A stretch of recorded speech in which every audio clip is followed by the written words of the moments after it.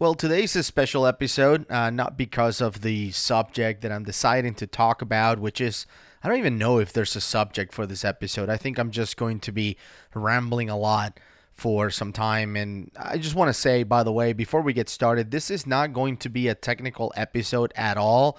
So if you enjoy those technical episodes and you don't like it, when I get into things that are not Dynamics 365 related, this is probably not the right episode for you. So I know that our times are super valuable and our times are limited. So I just want to save you the next, 30 minutes, 50. I don't know how long this episode is going to be because I have an idea in mind that I want to talk about.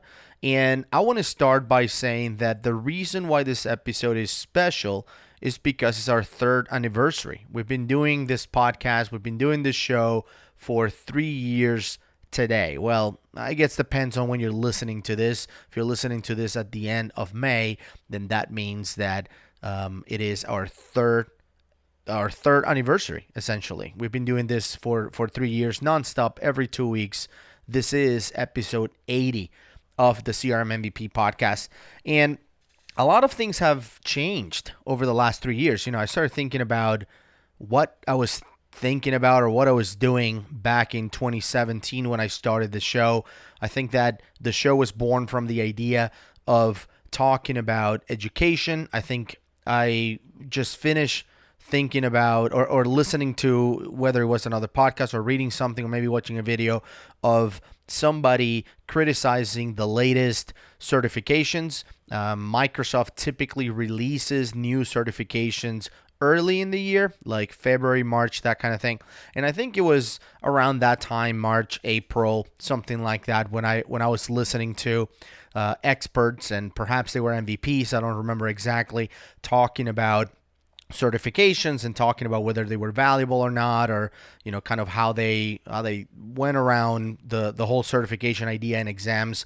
And I heard a lot of misconceptions about the process of creating these exams, something that I've been involved a bunch of times, and whether it is writing some of the questions, reviewing them, coming up with the objective domain on what needs to be tested. I've been involved in a variety of roles throughout the years, and when I listen to that episode, I'm like, I think that I can add some value in here, and that's why episode 1 of the CRM MVP podcast is about education and learning and readiness, essentially, for Dynamics 365. You can go back and listen to that if you haven't done so, and you can see kind of how, I don't want to say emotional, but how invested I was on that episode, because I felt that the process was, under attack anyway at that point.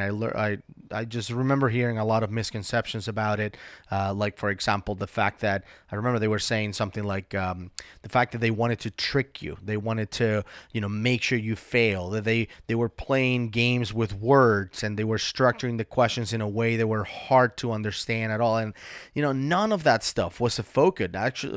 Actually, it was kind of the opposite. We were instructed to make the questions as simple and as easy as possible. And I remember being on some of those exams with experts and, MVPs and whatnot, and they would write the questions how they thought would be the simplest way to ask, and then they would get pushback and say, we need to make this simpler. We need to make this easier, not only for, the English speakers that were going to take the test, but also for those, who are taking the test in other languages, making it easier to translate as well and less ambiguous, essentially. So anyway, that's what the whole episode was about back 3 years ago, and we've covered a huge variety of episodes.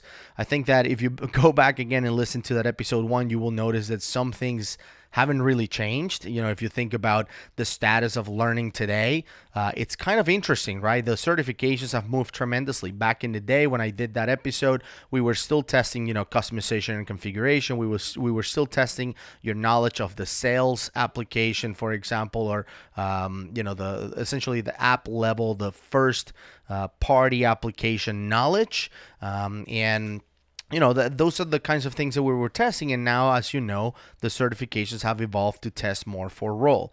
I do think it's interesting, at least on the role that I've seen most people kind of sharing their accomplishment lately, which is the Power Platform Solution Architect. I noticed that a lot of people are sharing that, and they're proud of their achievement. And I, congratulate every single one of, the people that passed the test for sure. But I do think is interesting that some of the people that I've seen, like when I look at their experience, some of them I actually know, what they've done for the last X amount of years and what they do for a living. And the fact that they're getting certified as a solution architect, it's kind of like, I don't want to, I don't know how else to put it, but I feel like it's kind of like a slap in the face of real world solution architects, right? You get people that are, I don't want to mention any names or any roles, but you get people that, literally they have never ever implemented Dynamics 365, not even once. They have no idea how to do it. They have no idea how to take the challenges that a company is facing and creating a solution that will help them solve those problems. They've never done that ever.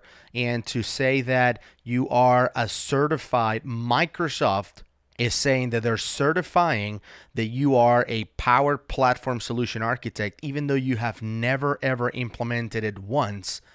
It's just kind of a far-fetched certification, I feel like. And again, I don't want to take away from those who took the test and those who passed and got certified. If you study for that, if you prepare for that and you pass the test, it's good for you. I just feel that there should be at least for the higher level certifications. And again, maybe I'm invested because I'm a solution architect. And by the way, I was not involved at all with the latest program certifications or whatever.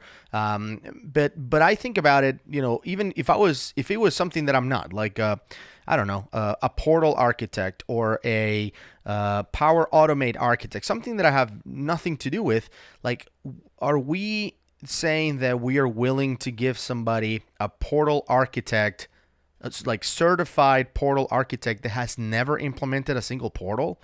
Or are we going to say that someone who is a Power BI architect, you're a Power BI architect, business intelligence architect, but they've never used Power BI on an actual, like, it just sounds wrong. And to be honest with you, it's a big problem to have. I feel bad because I'm kind of criticizing the whole certification process for these architect level roles, but at the same time I have no solution. Like, other than interviewing every person and making sure they can prove they have real world experience before we give them an architect role. Again, not just in Dynamics or Power Platform, in anything. You want to be an Exchange architect, but you've never implemented Exchange? Forget that. No chance. SharePoint architect, and you've never implemented SharePoint? It just doesn't make any sense.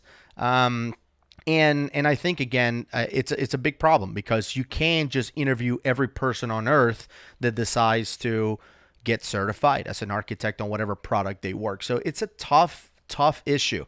But I think that, when you look at some of the people that are getting certified, you sort of have to question whether the certification is not as challenging as you would expect an architect level certification to be. I haven't taken the test, so I think that I would be in a better position to criticize it if I took the test. But at the same time, when you take a test, you're kind of accepting an NDA where you can talk about the contents of the test. You can't really share what you saw on it. So I think that the fact that I haven't taken the test kind of protects me a little bit in regards to criticizing the outcomes of it. But that's not what I'm here to talk about.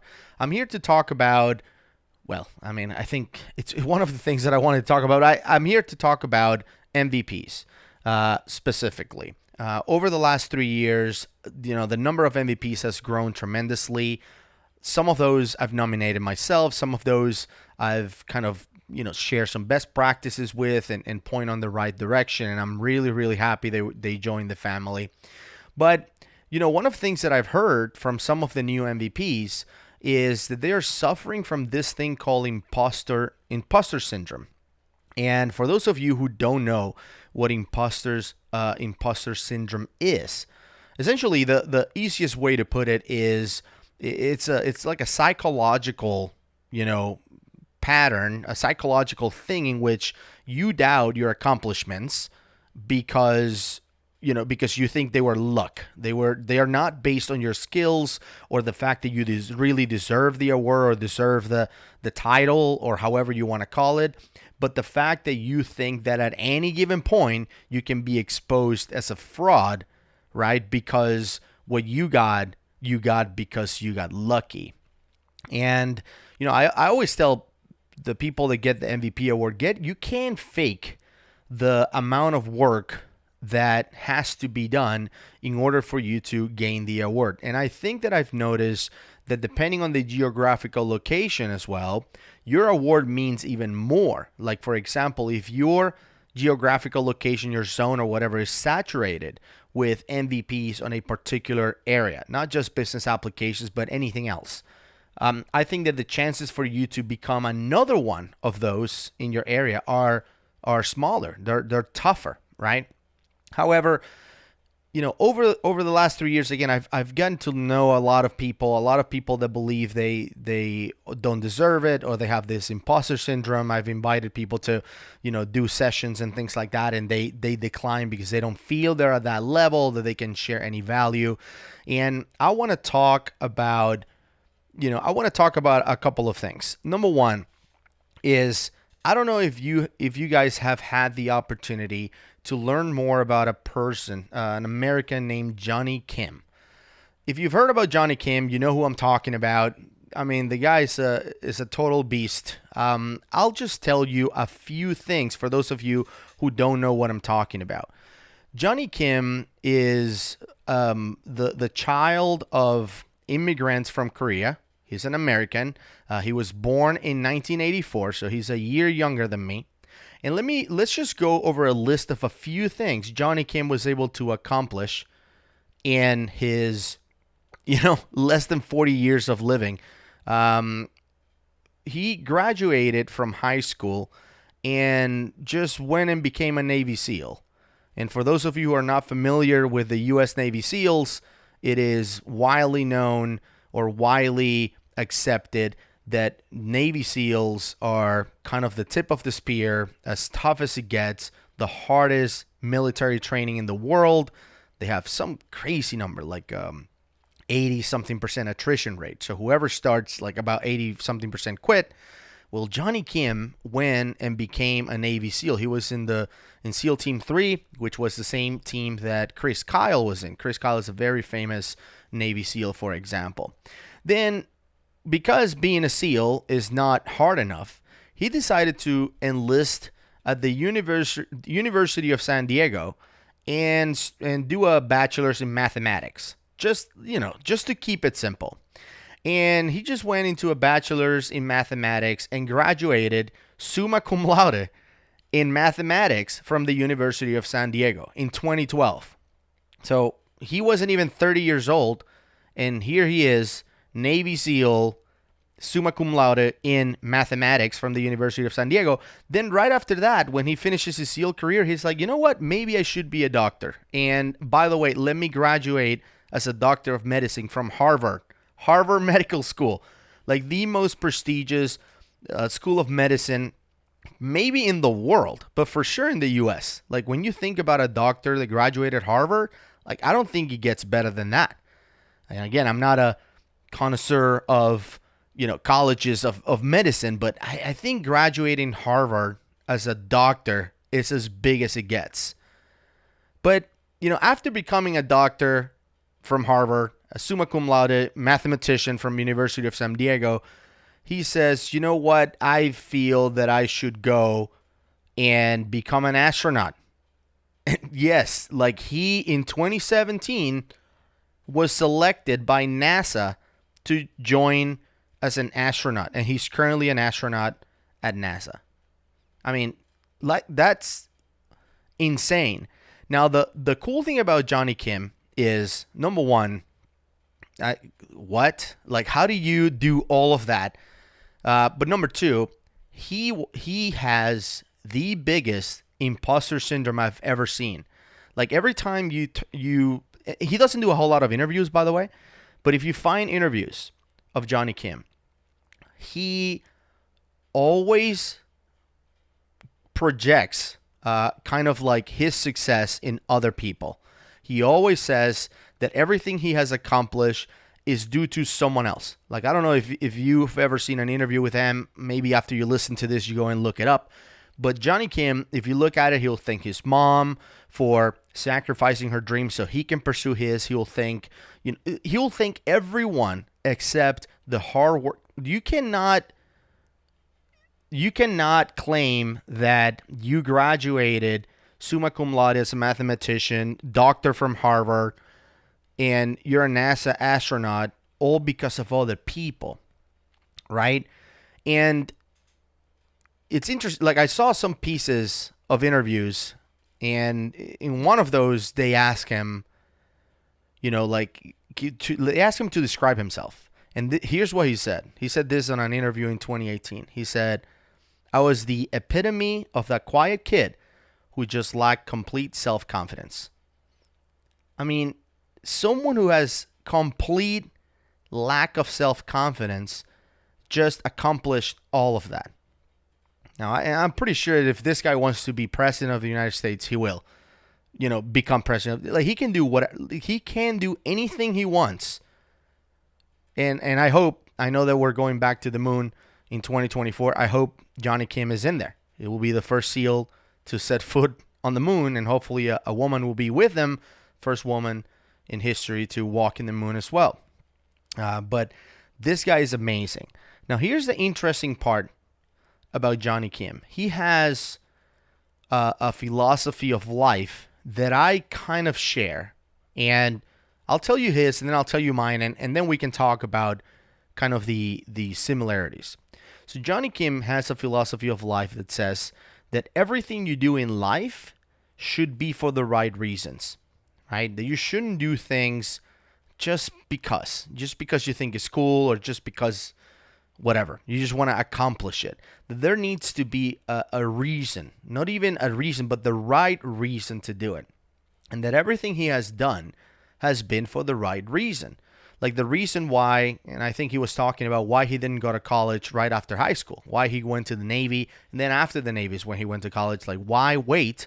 And he said, because I wasn't ready. I had to wait to have the right reasons to go to college, and that's when I decided to go, right? For me, my motto is everything in life worth doing is worth overdoing. So it's a little bit compare, but to me, I think when I merge it with Johnny Kim's, I think you can say that everything in life worth doing, meaning that you have the right reasons to do it, is worth overdoing. And I think that is one of the reasons why I became an MVP. I believe that we can bring change into the community. I believe that we can help organizations out there and professionals out there succeed with Dynamics 365 and business applications. And I believe it's worth doing. And I have my reasons, whether you agree whether they're right or not, my reasons are that, I feel that the more successful the community is as a whole, the more successful I'm going to be as a professional as well. That's what I feel. If this product goes away, like we've seen with other Microsoft products and other companies out there, think about MySpace, for example. A product or a solution or a system can be widely successful and then go away. And I wanted to make sure that I did my part to make sure that this product that I've invested so much time learning and becoming proficient at it doesn't go anywhere. I believe that's the right reason to do it, and not the right reason to just do it. It's to overdo it. So everything in life worth doing is worth overdoing. Now here's an interesting part, and here's when, for those of you listening to this who are aspiring MVPs, I want you guys to reconsider whether you actually want to become an MVP. And if I can save you a lot of time and effort and sweat and tears, I'm going to try to. I don't think that everyone should become an MVP. I don't think that everyone who wants to be an MVP should become an MVP as well. I think that if you have any doubts, whether it's because of Impostor Syndrome or because you don't have the time or the knowledge or whatever it is, I think you should stop. trying to become an MVP. That's just me being honest about it. And I've talked about this in a couple of interviews and episodes that I've been a part of. We were talking about what are kind of the guidelines that I have for potential MVPs or aspiring MVPs or whatever. And one of the things that I learned from Johnny Kim was kind of his approach to advising aspiring Navy SEALs. He mentioned on an interview, and I wrote it down because I didn't want to butcher this. They asked him, what advice do you have for potential SEALs? And here's what he said, and I quote, "I always try to convince people to not do it. And if I can convince them not to do it, then I'm probably saving them a lot of money and a lot of time. Because if I can convince you not to be a SEAL, then you can probably convince yourself at the first sign of suffering. I was not convincible." That's what he said. So when he was 16, he wanted to be a Navy SEAL. Everyone told him not to do it, that he couldn't do it, that everyone fails, that he's going to end up in a big boat somewhere serving in the regular Navy. Everyone discouraged him to do it, but he was not convincible. Those are the words that he used. And I think that if you're listening to this show and you haven't turned it off yet, because again, there's kind of no direction on this one, and you aspire to be an MVP someday, aspire to join the family, I think you should be non-convincible too. I mean, when I look at all of the work that I've done over the year, just this last year, not even since I became an MVP in 2012, all of the work that I've done over the last year, I mean, it's thousands of hours that I've spent doing this, helping the community for my own reasons, right? I'm overdoing it. I'm not pulling minimum requirements or playing some secret, numbers or whatever that I need to hit. I don't care about those numbers. I don't care about what's the minimum that I have to, if I only record 10 videos, I think I'll be okay. No, I'm going to release 50 video, whatever it is. What the most I can do is about doing the most I can do, right? I'm going to overdo it. And not every video is a hit. I mean, this week I released a 2-Minute Tuesday, just like every other 2-Minute Tuesday every week that I've been doing that. We've done 120 or something like 130. I don't remember at this point how many we've done. And it's been going on for over 2 years now that we've never taken a break. Every week we've released something. And, that video blew up. A lot of people found it very useful. A lot of really great questions. And I apologize to those of you who are listening in who didn't get an answer from me. I saw your question. It's just that sometimes some of those answers have to come from the top and not from me. I don't want to overstep any toes and come here and confirm or deny something or tell you exactly how something works, especially with a preview feature that has not been, fully released, let's just say. At least this is not available to every single instance out there. And again, I'm talking about the use of a file field. And depending on when you're listening to this might be super old news. But in May of 2020, I released this video on showing people how to create a field that allows you to capture a file within the field. This is, brand new. I like to do that on 2-Minute Tuesdays. Whenever I find out of something new, I release it. I did get a bunch of questions. I read every single one of them. The ones that you email me, the ones that private message me, whether it is on Twitter or LinkedIn, or, the ones that left comments. I also posted the tip on the Dynamics 365 user group forums and got some traction there, and some people asking really, really good questions on Facebook as well. People asking some really, really good questions. I saw every single one of them. If I didn't respond to you, it's not because I'm ignoring you or because I don't know the answer. I would say it's because I don't know the answer, because the answer needs to come from an official place, right? They are the ones that need to answer that. So what I've been doing is I've been reaching out to official channels, and I've been, kind of sending links and saying, hey, look, this person asked this question, that person asked this question, sending them screenshots, links, that kind of thing. And I'm hoping for, a response to come directly from the top and not from me. So if you haven't received your answer, I wouldn't say you're not going to get it. You're probably going to get it, but it might not come from me. So I just wanted to mention that. So back to the conversation that we had about, how much work it takes to do it.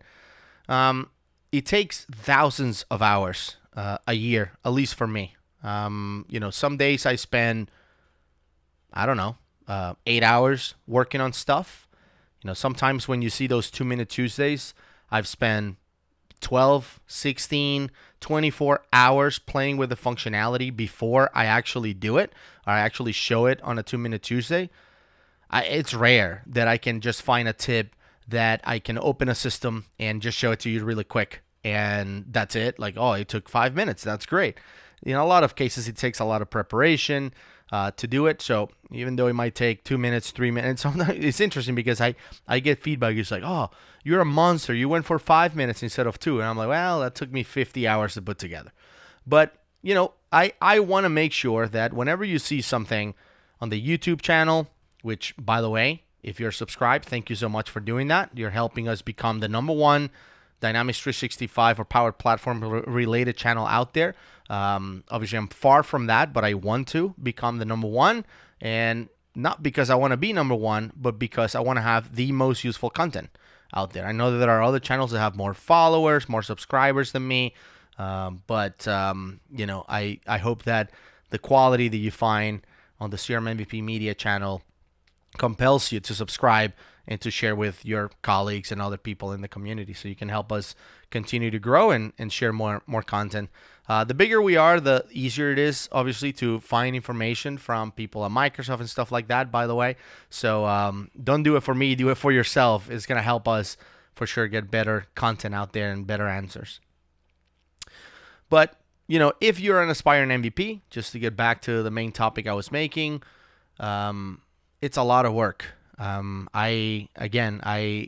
you are concerned about, how much work it's going to take, how much it's going to cost, especially if it's on your own dime. If you work for a company and that company kind of pays you to do MVP work, quote unquote MVP work, then that's different.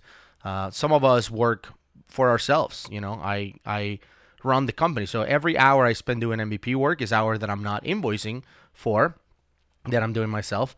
So if you are getting paid, it's a little bit different, but still it's a lot of time and a lot of work to become an MVP. And if you're going to become an MVP and suffer from imposter syndrome because you feel that, you don't deserve it, or that it was just lucky that you got the award, then don't do it. Honestly, don't do it. Because here's what I need. I need those who are not convincible. I need those that would do the work to help the community, that would become an MVP and understand they deserve it and bring it 100%. I want to learn from you. I want the community to learn from you as well. I want you to come in, know that you deserve it, and, just rock and roll. I did some research about imposter syndrome, and I found a pretty cool article in Time magazine that I want to kind of review really quick, and then I'm going to probably end the episode there. This is not going to be a long episode, and it's mostly about me rambling like I mentioned, but I want to talk about imposter syndrome because I don't want anyone who gets the MVP award to be afraid to speak their mind and share their best practices and, kind of teach us the things that they've learned the hard way out there because they feel they don't belong. I don't want that. And if you think you're going to be doing that, then don't become an MVP. Just stop, like you saw with the Johnny Kim interview, if I can convince you to stop, then you were probably going to convince yourself. I've seen it several times. People get that award, and then they fall off the face of the earth They stop doing stuff. And we talked about it. There was an episode we did with several MVPs, and we talked about, the things that we hate. And we said, the things that we hate are people that get the award and then they disappear. And we said, look, we understand if family, something happened, you get sick, one of your kids, lose your job, whatever it is. If that happens and that prevents you from keeping up your contributions and keeping us learning from you and your experience, then totally understand. That, and we obviously support you as a part of our family. But if you just stop, doing MVP work, if that's a thing, because you just got the award and then you disappear because that's it, that's all you wanted, and now you're gone, you have zero respect from me, and from other MVPs as well. So anyway, back to the article on Time Magazine. The article is titled "How to Deal with Imposter Syndrome," and this is what it says. It says, what is imposter syndrome? Imposter syndrome is the idea that you've only succeeded due to luck and not because of your talent or qualifications. It was first identified in 1978 by psychologists Pauline Rose Clance and Suzanne Imes. And then they wrote a paper about this. And it says that since then, research has shown that both men and women experience this. And, again, they go into more details on their paper about this. They said that they found some patterns in people who experience that imposter feelings, let's just say, and they label them into a few categories. Number one is perfectionists. Perfectionists are people that set extremely high expectations for themselves, and even if they meet 99% of their goals, they're going to feel like failures, right? I know some of you listening to this are perfectionists. And, I think that over time, this is something that you can get over. You can learn to tame. I don't know how to say it. I personally, myself, I was a perfectionist. I think in some ways I still am a perfectionist. I feel that if I don't get something right, I have to go back and redo it just so it's right. That definitely happens a lot.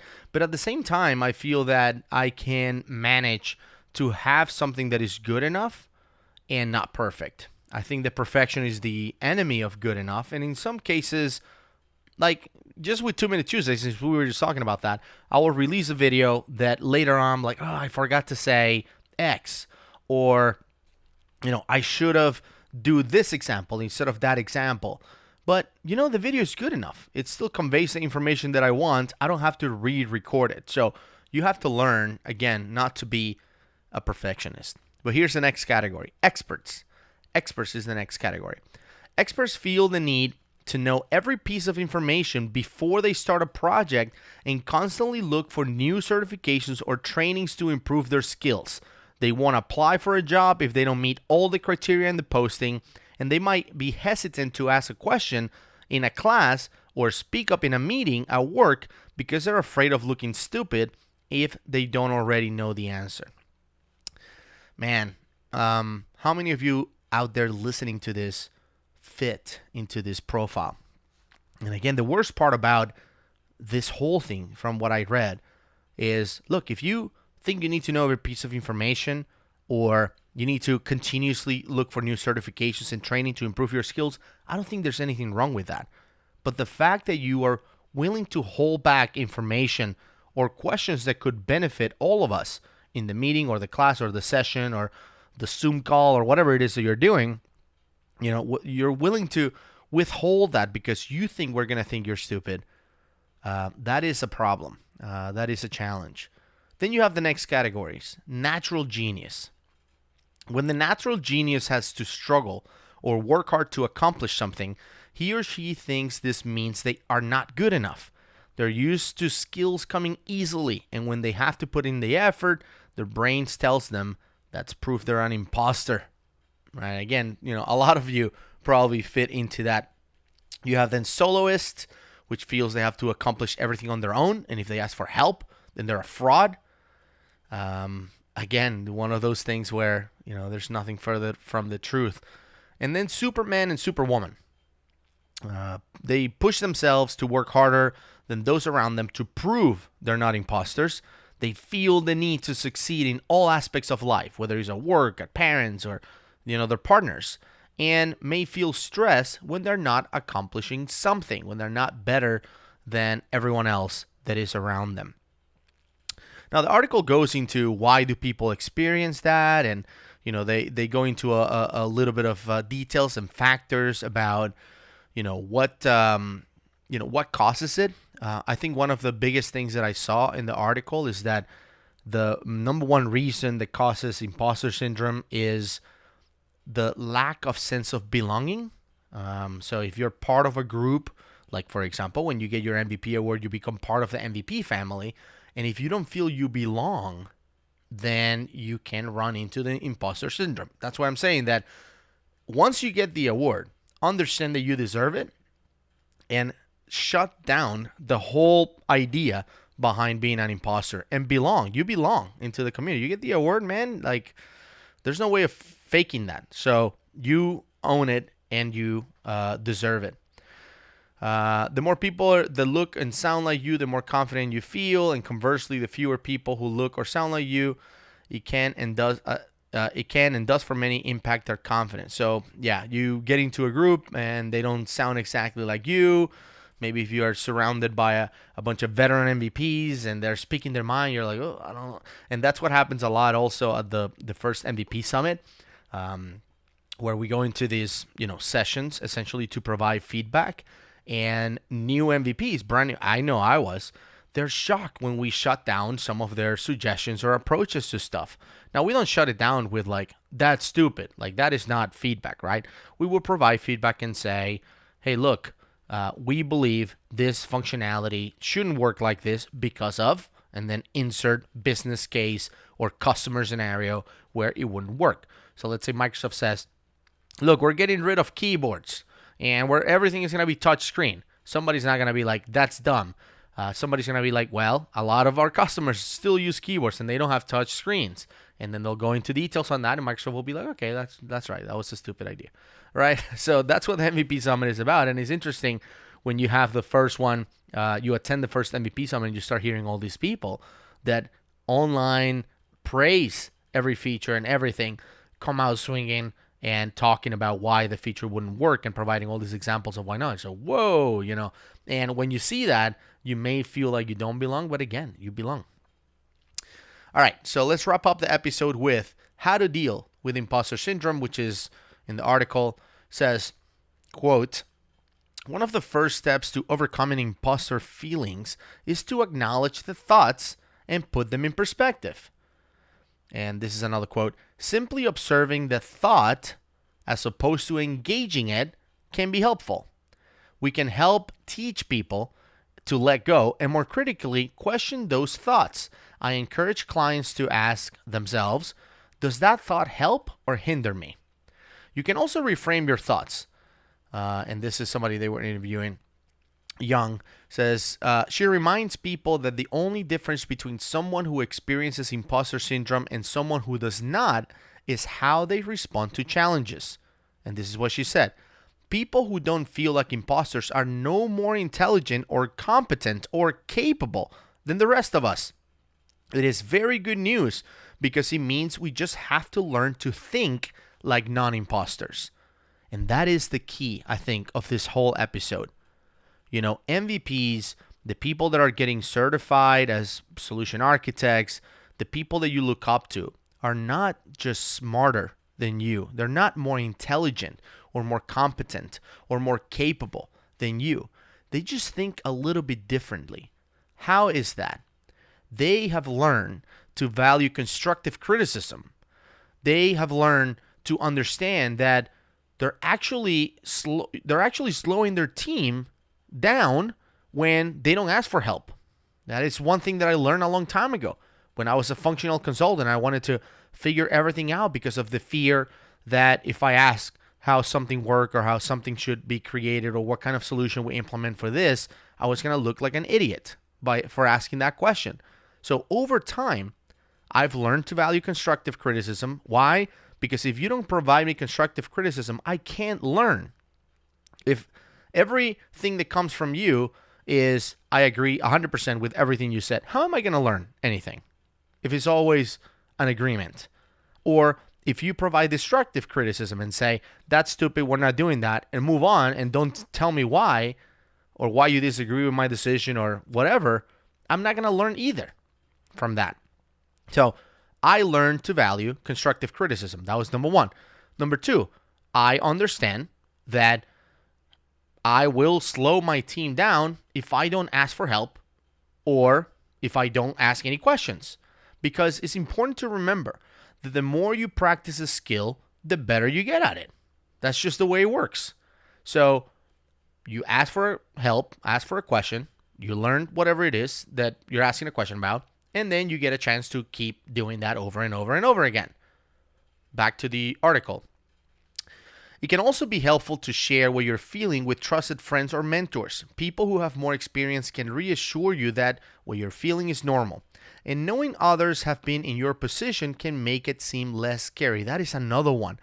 That is another big thing that when you join the MVP family, for example, you have to realize that every other person that you look up to, every other MVP that you're like, oh man, how cool it will be to meet this person or to talk to them, all of them were in the same position that you're in. Even the MVPs that have been MVPs for 20 years or whatever, they were new at some point.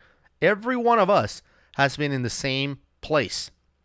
So that's important to think about. If you want to delve more deeply into these feelings, Irvin, the person talking, recommends seeking out professional psychologists. Most people experience moments of doubt, and that's normal. The important part is not to let that doubt control your actions. The goal is not to never feel like an imposter. The goal is to give people the tools and the insight and the information to talk themselves down faster. They can still have an imposter moment, but not an imposter life. And that's kind of how I want to finish this episode. I want to thank everyone, especially those of you who are listening to this one, and this is your 80th episode. If you've listened to every single one of our episodes, that is amazing. That is more than, I think, 100 hours of audio, most of it on my voice. I haven't hosted every single episode, but I've hosted most of them. So thank you for doing that, for tuning in, and for providing constructive criticism and things to talk about, examples for future episodes and things like that. But once again, I want you guys to take a good look at your lives and what you're doing, and try to think whether what you're doing has the right reason behind it. You know, if you are trying to become an MVP or a solution architect or a technical architect or a Power BI expert or a exchange administrator, whatever it is that you're doing, think whether you have the right reasons to do it. And if you have the right reasons to do it, then follow my lead and overdo it. You know, become the best at it that you can. Do the most you can on whatever it is that you're pursuing. And if you don't have the right reasons for it, stop. Don't go for it. Just stop trying. Because if you do achieve it somehow, if you don't have the right reasons, you will find yourself feeling like an imposter. You will find yourself feeling that you will be exposed as a fraud any second. And that's no way to live life. So thank you so much, guys, for tuning in. We'll see you on episode 81. We're going to try to get back to basics and talk about Dynamics 365. I have a couple of ideas for a few episodes coming up. And once again, if you have any questions, feel free to email me at info@crmmvppodcast.com or leave a comment at crmmvppodcast.com. Once again, please subscribe to the YouTube channel, crmmvpmedia.com, and share us with your friends, colleagues. Let everyone know about it, and help us become the go-to place for Dynamics 365 and business application tips, best practices, and knowledge overall. See you in 2 weeks.